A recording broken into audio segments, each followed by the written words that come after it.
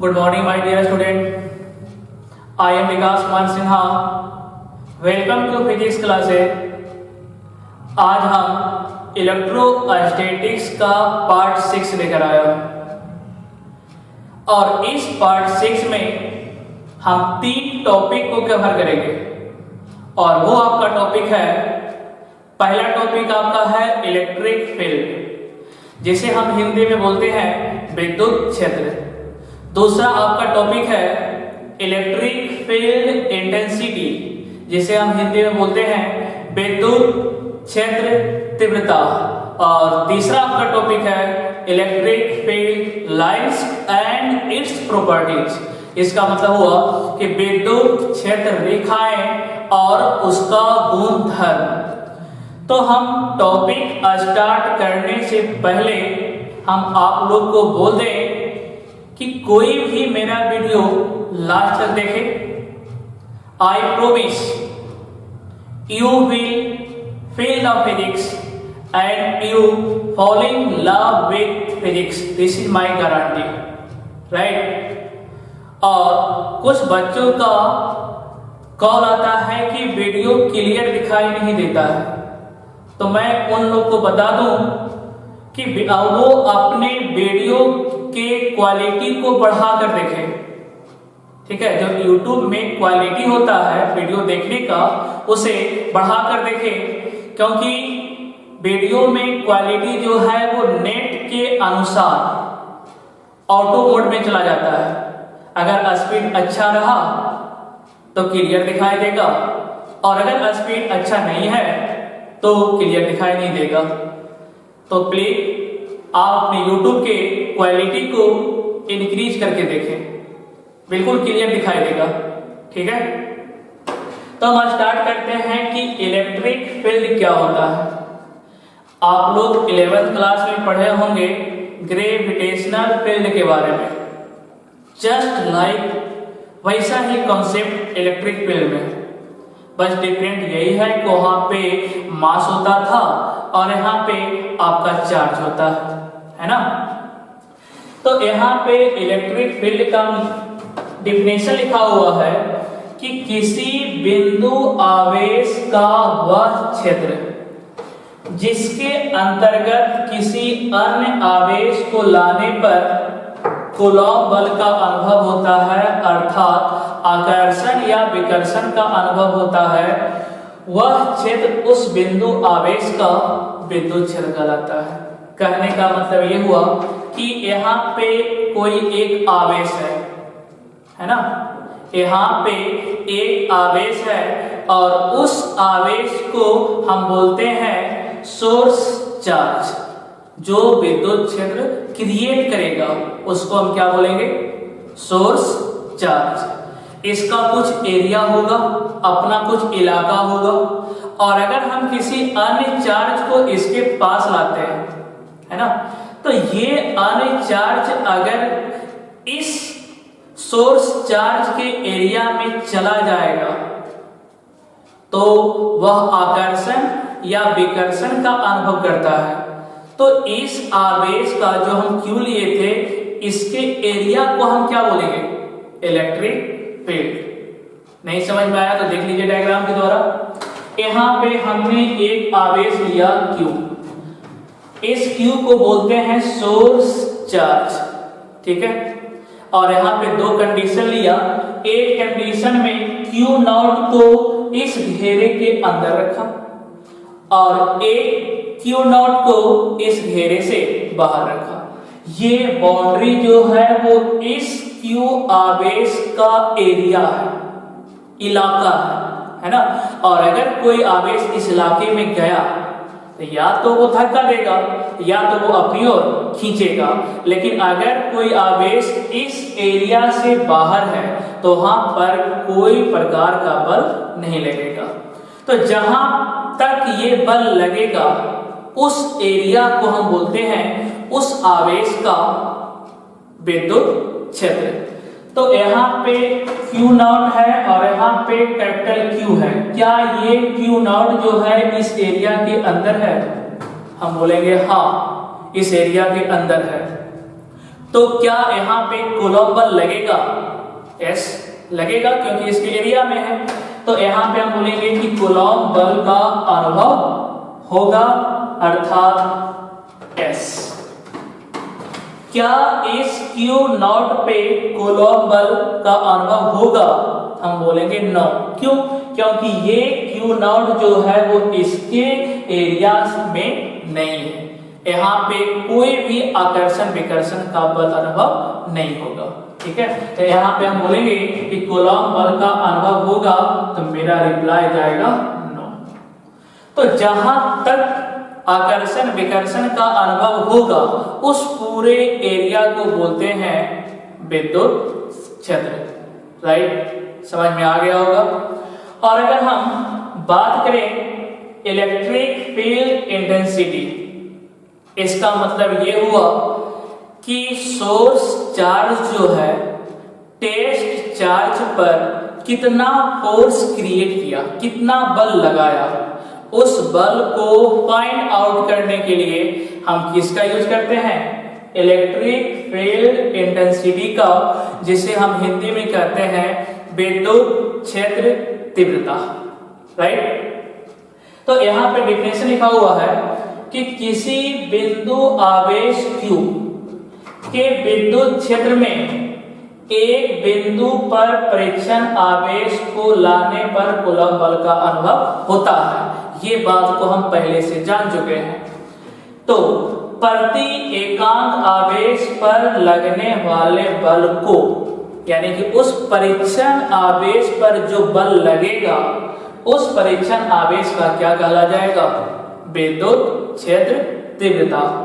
और यह एक सदिश राशि होता है। क्या होता है ये? सदिश राशि। It is a vector quantity, इसलिए हम इसे रिप्रेजेंट करते हैं ई वेक्टर के द्वारा। ठीक, तो हम इसे, आप पहले इसका स्क्रीनशॉट ले लें और इसके बाद हम इस टॉपिक को मिटाएंगे और हम आगे की बात करेंगे। Note down please. तो बच्चा पार्टी आप लोग इसे कॉपी कर लिए होंगे। अब हम ये बात कर लेते हैं कि इलेक्ट्रिक फील्ड इंटेंसिटी एक सदिश राशि था, और अगर सदिश राशि है तो उसके पास मैग्नीट्यूड होगा और उसके पास डायरेक्शन होगा। तो मैग्नीट्यूड को बताने के लिए फॉर्मूला चाहिए, और इसका जो डायरेक्शन होगा वो कूलॉम बल के डायरेक्शन के इक्वल होगा। जो डायरेक्शन कूलॉम फोर्स का होगा वही डायरेक्शन आपका इलेक्ट्रिक फील्ड इंटेंसिटी का होगा। तो यहाँ पे मैग्नीट्यूड को फाइंड आउट करने के लिए फॉर्मूला निकालना होगा, और ये फॉर्मूला हम डेफिनेशन से ही निकालेंगे, है ना। तो यहाँ पे लिखा हुआ है कि विद्युत क्षेत्र तीव्रता एक सदिश राशि है। ओके, कोई डाउट? नो। यहाँ पे ये भी लिखा हुआ है कि कूलॉम बल की दिशा ही विद्युत क्षेत्र तीव्रता की दिशा होती है। No doubt. और विद्युत क्षेत्र तीव्रता का फॉर्मूला क्या होगा? तो इसके पहले वाले स्लाइड में क्या लिखा हुआ था कि प्रति एकांक आवेश पर लगने वाले बल को क्या बोलते हैं? विद्युत क्षेत्र तीव्रता। राइट, तो विद्युत क्षेत्र तीव्रता का फॉर्मूला हो गया कूलॉम बल अपॉन परीक्षण आवेश, क्योंकि ये बल जो है वो किस पे एक्सपीरियंस किया जा रहा था? परीक्षण आवेश में ना, इसलिए इसका फॉर्मूला क्या होगा? कूलॉम बल अपॉन परीक्षण आवेश। और अगर हम इसे मैथमेटिकल एक्सप्रेशन के रूप में लिखें तो क्या लिखेंगे हम? E equal to F upon Q0। ये आपका हो गया इलेक्ट्रिक फील्ड इंटेंसिटी का मैग्नीट्यूड, अर्थात परिमाण। ठीक है, अब हम बात करते हैं विद्युत क्षेत्र तीव्रता का मात्रक। तो यहाँ पे हम दो मात्रक की बात कर लेते हैं। एक आपका SI मात्रक जो हमेशा यूजफुल होता है और हमेशा न्यूमेरिकल बनाते समय भी प्रयोग करते हैं, और दूसरा आपका लिखा हुआ है अन्य मात्रक, है ना। तो एस आई मात्रक जो होगा वो क्या होगा, फॉर्मूला पता है एफ अपॉन क्यू नॉट। ई का एस आई मात्रक क्या होगा, एफ का एस आई मात्रक अर्थात न्यूटन अपॉन क्यू का एस आई यूनिट अर्थात कूलॉम। तो ये क्या हो जाएगा, न्यूटन प्रति कूलॉम, या इसे हम इस प्रकार से भी लिख सकते हैं, newton coulomb to the power -1। Okay. और अन्य मात्रक आपका क्या होता है, वोल्ट मीटर इनवर्स, या हम बोलेंगे volt metre to the power -1। तो ये कैसे आया ये आपको हम नेक्स्ट चैप्टर में बताएंगे। ओके। अब हम बात ये कर लेते हैं, क्योंकि इस टॉपिक से रिलेटेड क्वेश्चन आपके बोर्ड के एग्जाम में 2 मार्क्स का आता है। Electric field intensity due to a point charge. Okay. तो हम एक डायग्राम बनाए, यहाँ पे आपका चार्ज सोर्स हो गया Q, और कोई इनफाइनाइट पे एक टेस्ट चार्ज रखा हुआ है। टेस्ट चार्ज का मतलब हुआ कि जिसपे बल लगता है, जिसपे बल का टेस्टिंग किया जाता है, उस आवेश को हम बोलते हैं टेस्ट चार्ज, और हिंदी में बोलते हैं परीक्षण आवेश। तो इनफाइनाइट पे कोई परीक्षण आवेश रखा हुआ है, जिसको हम धीरे धीरे Q के पास लाए, और यहाँ पे एक विशेष पोजीशन पर हम ये देखें कि यहाँ पे बल लगना शुरू हो गया। तो ये बल लगना कितना डिस्टेंस पे शुरू हुआ, तो हम बोलेंगे कि वो डिस्टेंस क्या है, R। तो Q और Q नॉट के बीच जो डिस्टेंस है वो आपका क्या है, स्मॉल r, और इसके बीच बल जो लग रहा है वो आपका क्या है, F। ठीक है। और इसी को हम लैंग्वेज में लिख लिए कि माना कि Q आवेश का स्रोत है, हम लोग भी जानते हैं, और परीक्षण आवेश Q नॉट को अनंत से R दूरी पर लाया जाता है। अनंत से हम कहां पे लाते हैं, R दूरी पे। तो हमें क्या चीज का अनुभव होता है, कूलॉम बल का। तो यहाँ पे हम सबसे पहले निकाल लेते हैं कि वो कूलॉम बल कितना लगा। तो कूलॉम बल का फॉर्मूला तो आप लोग को पता है, K into Q1 into Q2 upon R²। Okay. तो यहाँ पे Q1 के रूप में क्या हो जाएगा, Q, और Q2 के रूप में क्या हो जाएगा, Q नॉट। तो ये आपका हो गया K into Q into Q not, और दोनों के बीच डिस्टेंस कितना है, R²। ये आपका वैल्यू किसका हो गया, कूलॉम बल का। लेकिन हमें फाइंड आउट क्या करना है, E का वैल्यू। किसका वैल्यू, E का। तो E का फॉर्मूला मेरे पास है, और वो क्या है, F अपॉन Q नॉट। क्या आपको F का वैल्यू दिया हुआ है, तो F के जगह पे हम इस वैल्यू को रख दें, तो ये हो जाएगा K into Q into Q not upon R² into Q not. ये आपका Q नॉट से Q नॉट कैंसिल आउट हो जाएगा, और ये बचेगा क्या मेरे पास, तो E equal to K Q upon R²। और K का वैल्यू सबको पता है, 1/4 पाई एप्सिलॉन नॉट। तो K के जगह पे उस वैल्यू को रिप्लेस कर देते हैं, तो ये आपका हो जाएगा E equal to 1/4 pi epsilon naught into Q upon R²। ये आपका फॉर्मूला शो करता है इलेक्ट्रिक फील्ड इंटेंसिटी के मैग्नीट्यूड का। डायरेक्शन सबको पता है कि जो फोर्स का डायरेक्शन होगा वही डायरेक्शन आपका इलेक्ट्रिक फील्ड इंटेंसिटी का होगा। तो बच्चा पार्टी पहले आप इसका स्क्रीनशॉट ले ले, ओके। उसके बाद हम स्टार्ट करेंगे electric field lines. Okay, copy हो गया होगा। वहां पे इसके पिछले वाले स्लाइड में हम किसका बात कर लिए थे, E के मैग्नीट्यूड का, तो वो आपका E का जो मैग्नीट्यूड था वो क्या था, E equal to 1/4 pi into Q upon R square. ठीक है ना? इसका मतलब ये हुआ कि E का वैल्यू जो है R के समानुपाती होगा या व्युत्क्रमानुपाती होगा। तो हम बोलेंगे कि R स्क्वायर जो है वो आपके हर में है ना, और हर वाला जो टर्म है वो आपका क्या होता है, व्युत्क्रमानुपाती। क्यों?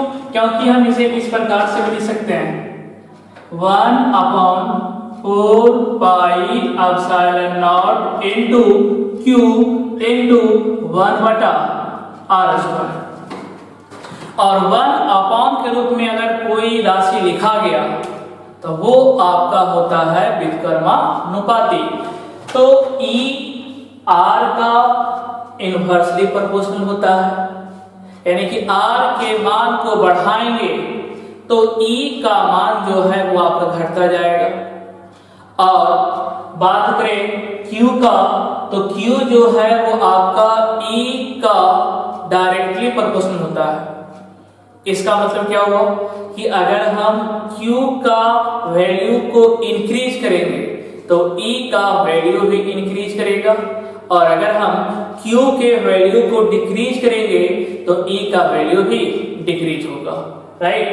तो हम लिख सकते हैं कि E is directly proportional to Q, और हम लिख सकते हैं कि E is inversely proportional to R square, right. समझ में आ गया होगा। तो अब हम बात कर लेते हैं इलेक्ट्रिक फील्ड लाइंस की।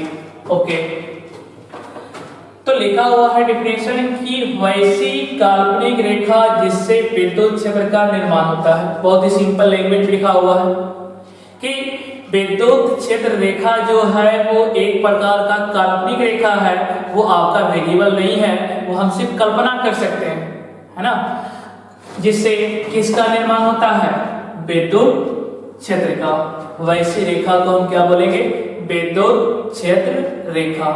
यानी कि इलेक्ट्रिक फील्ड लाइंस अगर हम बात करें तो कौन सी रेखा है, तो मेरा आंसर होगा इमेजिनरी लाइंस, राइट। जैसे ये आपका एक सोर्स ऑफ चार्ज है Q, इसके चारों ओर फील्ड होगा, और ये फील्ड जो है वो किससे बना है, तो हम बोलेंगे काल्पनिक रेखा से बना हुआ है, जो आपको डॉट लाइन में दिखा हुआ है। ये आपका कौन सी रेखा है, तो हम बोलेंगे कि ये मेरा इलेक्ट्रिक फील्ड लाइंस है, और इलेक्ट्रिक फील्ड लाइंस की मदद से किसका निर्माण होता है, विद्युत क्षेत्र का, यानी कि इलेक्ट्रिक फील्ड का, राइट। उसके बाद हम बात कर लेते हैं प्रॉपर्टी। तो इलेक्ट्रिक फील्ड लाइंस का बहुत सारा प्रॉपर्टीज है, लेकिन हम उसी का बात करेंगे जो सबसे ज्यादा इंपॉर्टेंट है और बोर्ड के एग्जाम में लिखने योग्य है। ओके, तो यहाँ पे हम 7 प्रॉपर्टीज की बात करेंगे, 8 भी हो सकता है। ओके, तो यहाँ पे प्रॉपर्टी नंबर क्या कहता है कि विद्युत क्षेत्र रेखा के किसी बिंदु पर स्पर्श रेखा खींचते हैं, ठीक है। तो स्पर्श रेखा की दिशा ही विद्युत क्षेत्र तीव्रता का दिशा होगा। कहने का मतलब ये हुआ कि मान लीजिए ये आपका इलेक्ट्रिक फील्ड लाइंस है, ये वाला, और ये वाला भी इलेक्ट्रिक फील्ड लाइंस है। यहाँ पे एक बिंदु ले लिए ये, और इस पे हम क्या खींचते हैं, स्पर्श रेखा, जिसे हम इंग्लिश में बोलते हैं टेंजेंट। तो ये मेरा टेंजेंट हो गया, और इस टेंजेंट का जो डायरेक्शन होगा, यही डायरेक्शन आपका किसका होगा, विद्युत क्षेत्र तीव्रता का। अगर इस पॉइंट की बात करें तो इसका क्या होगा डायरेक्शन, तो यहाँ पे हम क्या खींच देंगे, टेंजेंट, और इस टेंजेंट का जो डायरेक्शन होगा वो आपका क्या होगा, विद्युत क्षेत्र तीव्रता का डायरेक्शन। यहाँ पे देख लेते हैं, यहाँ पे एक पॉइंट लिए और इस पॉइंट पे हमें बताना है E का डायरेक्शन, तो यहाँ पे हम सिंपली क्या खींच देंगे, टेंजेंट। टेंजेंट का डायरेक्शन ही E का डायरेक्शन होगा, ठीक है। तो जहां पे भी डायरेक्शन पूछा जाए उस पॉइंट पे जाके हमें क्या खींचना होगा, टेंजेंट, राइट। दूसरा प्रॉपर्टी क्या कहता है कि विद्युत क्षेत्र रेखाएं हमेशा पॉजिटिव चार्ज से नेगेटिव चार्ज की ओर जाता है, और ऐसा हम कहीं न कहीं मैग्नेट में पढ़ चुके थे, याद होगा थोड़ा बहुत कॉन्सेप्ट। चलो अगर नहीं भी याद है तो कोई बात नहीं, यहाँ पे याद कर लीजिएगा कि विद्युत क्षेत्र रेखा हमेशा धन आवेश से ऋण आवेश की ओर जाता है, और ये आपका डायग्राम बना हुआ है, this is the positive charge and this is the negative charge. अब पॉजिटिव से निकल के कहाँ जा रहा है, नेगेटिव। पॉजिटिव से निकल के कहाँ, किसके तरफ जा रहा है, नेगेटिव की तरफ, ओके। और तीसरा प्रॉपर्टी क्या लिखा हुआ है कि धन आवेश में विद्युत क्षेत्र रेखा आवेश से आरंभ होकर अनंत की ओर जाता है। इसका मतलब यह हुआ कि अगर मेरे पास कोई पॉजिटिव चार्ज है, ठीक, तो इसका जो चुंबकीय क्षेत्र रेखा का जो डायरेक्शन होगा वो यहां से निकलकर किसके तरफ होगा, अनंत की तरफ होगा। किसके तरफ होगा, अनंत की तरफ होगा, राइट। और अगर यही हम ऋण आवेश की बात कर लें तो इसका जो डायरेक्शन होगा वो अनंत से आवेश की तरफ होगा, यूं, ठीक है। तो आप इसका स्क्रीनशॉट ले लें, उसके बाद हम इसके नेक्स्ट प्रॉपर्टीज की बात करते हैं, ओके। अब मैं नेक्स्ट प्रॉपर्टी की बात कर लेता हूं। आपका चौथा प्रॉपर्टी क्या कहता है कि ऋण आवेश में विद्युत क्षेत्र रेखा अनंत से आवेश की ओर आता है। इसका मतलब ये हुआ कि अगर यहाँ पे नेगेटिव चार्ज है तो इसमें विद्युत क्षेत्र रेखा का जो डायरेक्शन होगा वो क्या होगा, अनंत से नेगेटिव की तरफ, अनंत से नेगेटिव की तरफ। यानी कि इसका जो एरो का डायरेक्शन होगा वो आपका क्या होगा, और इनर वर्ड होगा।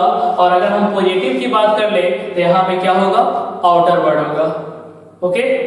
तो नेगेटिव आवेश के लिए इनर वर्ड और पॉजिटिव के लिए आउटर वर्ड। इनर वर्ड का मतलब हुआ अंदर की तरफ और आउटर वर्ड का मतलब हुआ बाहर की तरफ, राइट। यहाँ पे हम इस डायग्राम पे देख भी रहे हैं, नीचे की तरफ, अंदर की तरफ, ठीक है। और अगर हम प्रॉपर्टी नंबर 5 की बात करें तो यहाँ पे लिखा हुआ है कि विद्युत क्षेत्र रेखाएं बंद लूप का निर्माण नहीं करता है। आप लोग मैग्नेट के बारे में पढ़े होंगे कि मैग्नेट में क्या फंक्शन था कि अगर ये आपका मैग्नेट है तो इसमें दो पोल होता था, एक आपका N और दूसरा आपका S। तो यहाँ पे N से S की तरफ जाता था, और अगर हम अंदर की बात करें तो S से M की तरफ जाता था। इसका मतलब ये हुआ कि यहाँ पे क्लोज लूप का निर्माण हो गया। क्लोज लूप का मतलब हुआ कि यहाँ से स्टार्ट होकर फिर वहीं पहुंच जाना, तो उसको हम बोलते हैं क्लोज लूप। लेकिन यहाँ पे विद्युत रेखा में ऐसा नहीं है। यहाँ पे सिर्फ क्या होगा कि यहाँ से निकल के यहाँ पे जाएगा, इसका डायरेक्शन कैसा होगा, ऐसा। यहाँ से निकल के यहाँ पे जाएगा, इसका डायरेक्शन कैसा होगा, ऐसा। और यहाँ पे ये नहीं होगा कि यहाँ से यहाँ गया फिर पुनः यहाँ से यहाँ आ गया, ये आपका डायरेक्शन नहीं होगा। अगर ऐसा होगा तो ये आपका बना लेगा क्लोज लूप, लेकिन विद्युत क्षेत्र रेखा क्लोज लूप का निर्माण नहीं करता है। तो इसका मतलब ये हुआ कि ये डायरेक्शन आपका कभी भी नहीं होगा। एक से निकलेगा और दूसरे की तरफ जाएगा, एक से निकलेगा और दूसरे की तरफ जाएगा, ओके। और हम बात कर लेते हैं प्रॉपर्टी नंबर 6 का। क्या लिखा हुआ है कि विद्युत क्षेत्र रेखाएं एक दूसरे को प्रतिच्छेद नहीं करती है। और ये क्वेश्चन 2 मार्क्स का बोर्ड के एग्जाम में पूछा भी जाता है, क्यों नहीं करते, इसका रीजन क्या है ना। तो हम बोलेंगे कि अगर मान लीजिए कि एक आपका ये रेखा हो गया और दूसरा आपका ये रेखा हुआ, दोनों एक दूसरे पे यहाँ पे कट किया। अगर हम यहाँ पे टेंजेंट खींचे, ये हुआ, और यहाँ पे अगर टेंजेंट खींचे, ये हुआ, तो यहाँ पे कितना टेंजेंट खींचा जा रहा है, 2। अगर 2 टेंजेंट है तो इसका डायरेक्शन भी अलग अलग है। लेकिन विद्युत क्षेत्र रेखा का दो डायरेक्शन पॉसिबल नहीं है। इसमें डायरेक्शन जब भी होगा तो कितना होगा, एक। ठीक, इसलिए विद्युत क्षेत्र रेखा एक दूसरे को प्रतिच्छेद नहीं करता है। इसका रीजन क्या हुआ, क्योंकि अगर प्रतिच्छेद करेगा तो वहां उस बिंदु पर दो स्पर्श रेखा खींची जाएगी और दोनों स्पर्श रेखा की दिशा अलग अलग होगा, जो आपका पॉसिबल नहीं है। ओके, 7 नंबर की बात कर लेते हैं कि विद्युत क्षेत्र रेखा की समीपता विद्युत क्षेत्र की प्रबलता को बताता है। इसका मतलब क्या हुआ कि मान लीजिए कि यहां से कोई विद्युत क्षेत्र रेखा जनरेट हो रहा है, तो हम यहाँ पे ये देख रहे हैं कि यहाँ पे विद्युत क्षेत्र रेखा थोड़ा सा डेंस है ना, और ये धीरे धीरे क्या होता जा रहा है, फैलता जा रहा है, डिस्टेंस दोनों के बीच बढ़ता जा रहा है। तो हम ये बोलेंगे कि यहाँ पर अगर हम एक थोड़ा सा एरिया ले लें, 3 एरिया ले लेते हैं, एक एरिया यहाँ पे, उतना ही एरिया यहाँ पे और उतना ही एरिया यहाँ पे। तो हम ये देखते हैं कि इस एरिया में कितना लाइन पास कर रहा है, 1 2 3। उतना ही एरिया में यहाँ पे कितना लाइन पास कर रहा है, 2 1 2। और यहाँ पे उतना ही एरिया में कितना लाइन पास कर रहा है, 1। तो हम बोलेंगे कि अगर जिस एरिया से जितना ज्यादा लाइंस क्रॉस करेगा वहां का विद्युत क्षेत्र उतना ही स्ट्रॉन्ग होगा। तो सबसे ज्यादा कहां पे लाइन पास कर रहा है, E1 में, उसके बाद E2 में, उसके बाद E3 में। तो सबसे ज्यादा स्ट्रॉन्ग कौन हुआ, E1, और सबसे कम स्ट्रॉन्ग कौन हुआ, E3। अगर हम इसको लिखना चाहें तो इस प्रकार से लिख सकते हैं कि E1 is greater than E2 is greater than E3। इसका मतलब हुआ कि E1 का प्रबलता सबसे ज्यादा है और E3 की प्रबलता सबसे कम है। ओके, अब 8 नंबर की बात करते हैं, क्या लिखा हुआ है कि दो सजातीय आवेश के बीच प्रतिकर्षण बल के कारण विद्युत क्षेत्र रेखाएं इस प्रकार प्रदर्शित होती है। यहाँ पे भी पॉजिटिव है और यहाँ पे भी पॉजिटिव है। इसमें विद्युत क्षेत्र रेखा का जो डायरेक्शन होगा वो आउटवर्ड होगा, है ना, और दोनों एक दूसरे को आकर्षित ना करके एक दूसरे को क्या करेगा, विकर्षित करेगा। और अगर ये विकर्षित करेगा तो उसका डायग्राम इस प्रकार से बनेगा, है ना। बस पॉजिटिव और नेगेटिव में यही अंतर है कि इसमें एरो जो है वो आपका आउटवर्ड है और इसमें जो एरो है वो आपका डाउनवर्ड है, यानी कि नेगेटिव की तरफ। ठीक है, एक प्रॉपर्टी की और बात कर लेते हैं। इसको आप पहले स्क्रीनशॉट ले लें और इसको हम पहले मिटा देते हैं।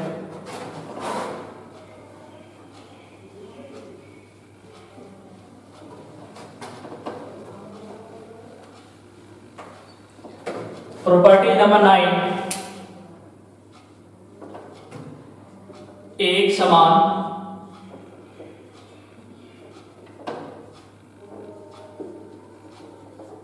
विद्युत क्षेत्र के लिए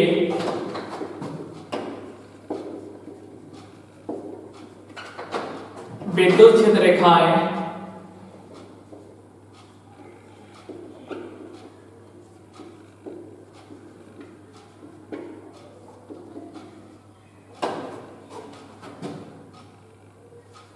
समांतर एवं समांतर होना चाहिए।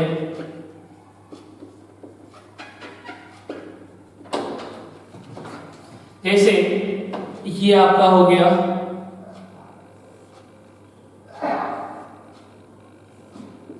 अगर इस प्रकार का चुंबकीय क्षेत्र रेखा है तो ये बताइए क्या सभी लाइन जो है वो एक दूसरे के पैरेलल है? हम बोलेंगे हाँ। क्या एक दूसरे के बीच की दूरी हर एक जगह बराबर है? तो बोलेंगे एस। तो ऐसे विद्युत क्षेत्र को हम बोलते हैं uniform electric field. Uniform electric field. और अगर आपका डायग्राम इस प्रकार से बन जाए